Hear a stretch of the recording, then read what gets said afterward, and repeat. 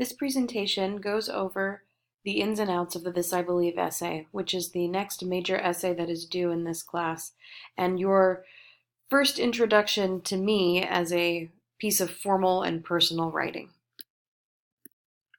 So the This I Believe essay began in the 1950s by Edward R. Murrow, who was kind of the radio broadcaster voice that everyone knew. Murrow worked for decades in radio, and as a result, your parents and your grandparents likely knew who he was and what his recording style was. And he was interested in the 1950s to show the shared values of America across different ethnicities, classes, genders, and other divides. So he would have Eleanor Roosevelt write This I Believe essay and share it alongside an essay written by like a cab driver in New York City to show that these two people, though they lived worlds apart, were actually quite similar in the way that they thought about their identities as Americans. Listeners, so famous and not famous, would write these essays that explored a single belief and what it meant for them. That's kind of the circling point of the This I Believe essay, is that what you write about should be singular, and it should be about your primary belief, your primary value that you hold most dear. The essays were read aloud on the air and ran anywhere from 3 to 5 minutes. So the result for you is that your essay, while it will not be read aloud in any formal context, should run between 500 and 600 words. It's quite short when you take a look at it. So every word counts. Every thought needs to be concise. It needs to be precise.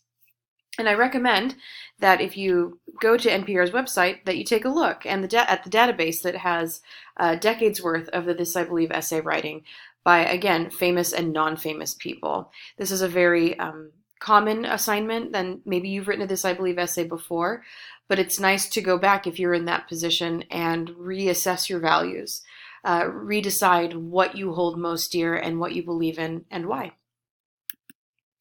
So the essay now has transformed a bit. The This I Believe essay currently explores the unique and personal beliefs that shape us individually, the singular values that we point to as part of our sense of self. And the purpose now is less about exploring a common vision of America. Now it's more about exploring how our diversity of values and opinions make us unique.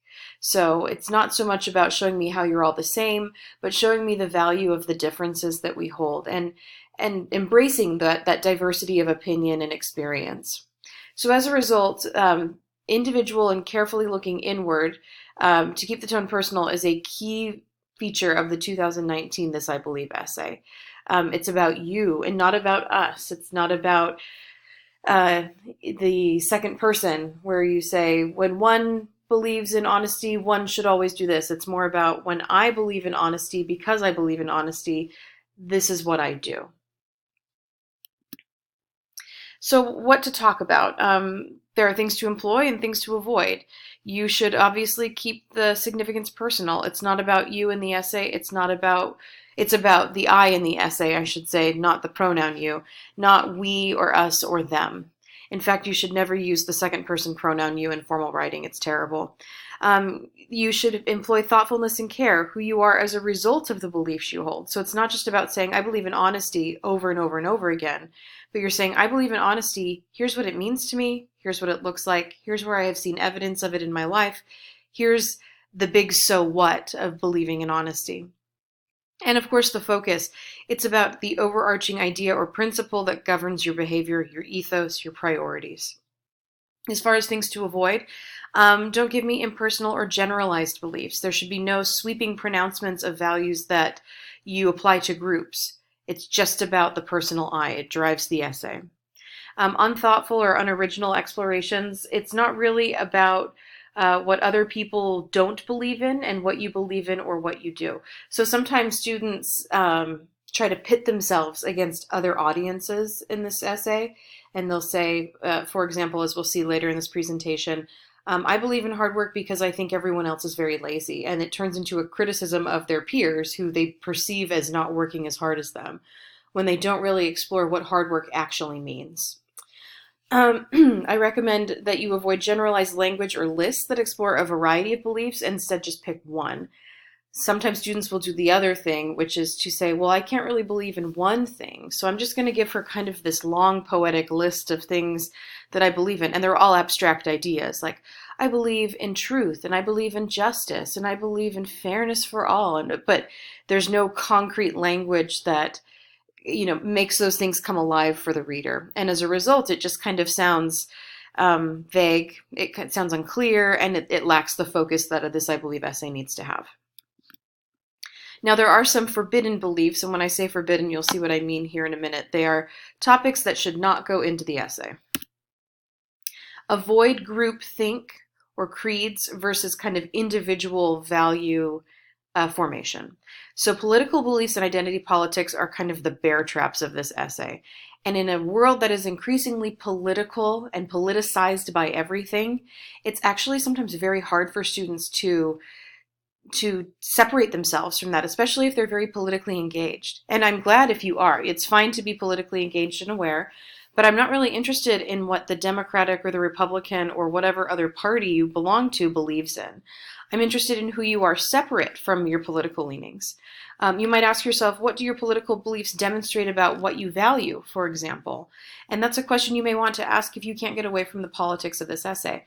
So instead of saying, well, I believe in a woman's right to choose, and I believe in abortion, which is a highly political belief, you might say, I believe that the body is separate from all others and that bodily autonomy is the greatest value that I hold. And then you would explain why. So you're not really talking about abortion, you're talking about what abortion signifies for you, and you're moving the belief into a realm that you can actually talk about that isn't political. Religious beliefs similarly rely on community. They rely on a group to be fostered, just like political beliefs. And it's fine for you to be religious in this class. I'm happy if you are. But the better question to ask yourself for this essay, if you are religious, is who am I as a result of my religious convictions? If you're having a difficult time not using religion as a vehicle for your argument. If, let's say, as a religious person, you highly believe in the value of prayer. It's not so much about why people should pray and why it's important to pray because God wants his children to pray to him. It's more about explaining, why you believe in the ability to talk to the divine, to a presence that isn't physically there with you in a room, and why you're able to tap into that kind of spiritual experience and what it has meant for you. Has it meant comfort? Has it meant direction in your life? Whatever it may be. So it's okay to be political and religious, but it's more about who you are separate from those two big entities in this essay. You should also avoid kind of me versus them language, as I mentioned previously. Occasionally, students will lose sight of a belief because they get distracted by the difficulties of past experiences to explain how they are different today. The result kind of tends to be whiny and self-indulgent. Instead, you should let the belief be the focus and the subject of the essay. The experiences you use to talk about it act as evidence and are not beliefs in and of themselves. So believing in overcoming obstacles is fine, but you shouldn't focus just on obstacles in that essay if that's what you believe in. It's more about what the positive results are as a result of you overcoming your obstacles. The This I Believe essay talks about you and not other people. As I mentioned previously, the example about hard work and pointing out the laziness of others. It's not you versus them. It's just about you. So how should I write this? The following slides will cover what features entail a strong essay. The tone. So the This I Believe essay is affirming and positive. It's about what you believe in and what's made your life good and satisfying to live. So you might lose sight of the positive by exploring conflict and hardship that has shaped your belief and landed you where you are. Many times our beliefs are shaped by hardship and conflict. This is absolutely true. But it's not about dwelling on that and how you got there. It's more about where you're at now and what it means to you now. You should make connections for your reader. How the experiences that you explore develop and relate to the significance of the belief. You have to kind of think critically about yourself and do a self-inventory for this. I occasionally have had students complete personality exams or personality type tests that reveal certain things about their personality if they're having a hard time settling on a belief. So you may want to do that. The Big Five personality is very revealing, as well as the 16 personalities that I'm sure you've taken in other places. Be descriptive and lively. This I Believe essay is not flat. It's actually full of metaphor, simile, analogy, and other rhetorical devices that will make your belief come alive for the reader and care about it. This shouldn't be boring. It should be dynamic. It's about showing with detail and not just telling me something. It should be thoughtful and deliberately personal. This explores who you are and why you live the way that you do. The misstep of this would be being obtuse or obvious or lacking in nuance. Go for something unique. I can't tell you how many students have talked about why they believe in love, but it never really comes together because it's fine to believe in love, but at the same time, it's hard to talk about love with nuance. It's really difficult. So pick something that is more personal than perhaps love, even though the Beatles said that's all you need. Okay, so here's how to think about this essay. We have good examples and bad examples of language. The first example employs group identity language versus personal. I believe we all deserve respect for the hard work we do in the field as migrant workers. This is about who you are as a worker. The better example on the other column says, I believe my calling is to identify oppression and work to change it.